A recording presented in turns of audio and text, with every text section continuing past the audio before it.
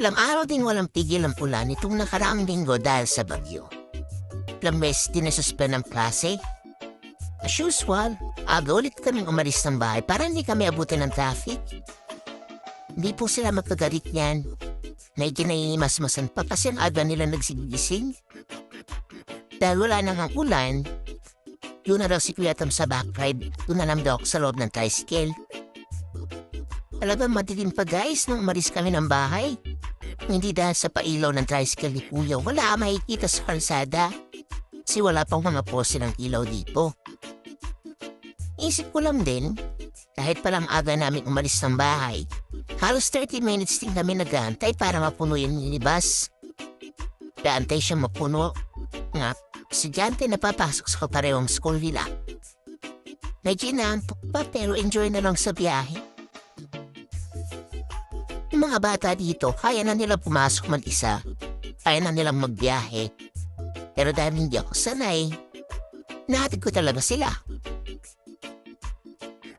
Medyo na magpas kami ng minabaan, kaya naglakad kami pabalik.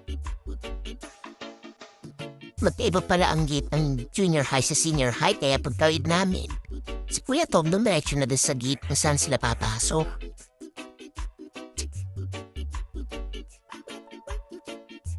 Tinis sa kaliwa, tinis sa kanan. Ay Kuya, didiretso na kami sa gate ni na Batching.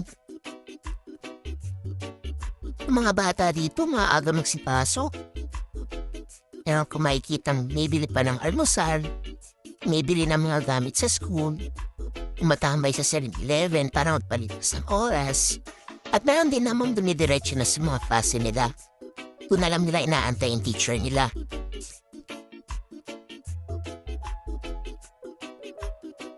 Ang dami kong binibilin kay Batching.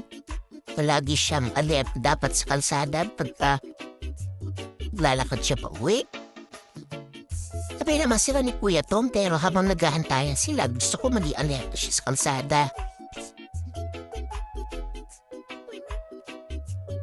Tamang chika kasi ang patanggalan to hanggang sa ito na nga, hindi lang siya sa may gate nila. Hintayin na lang niya si Kuya pag uwian na. Bye!